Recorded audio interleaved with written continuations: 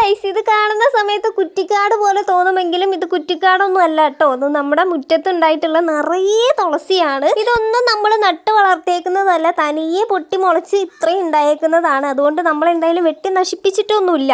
അതങ്ങനെ അങ്ങ് കിടന്നോട്ടെ എന്ന് വിചാരിച്ചു.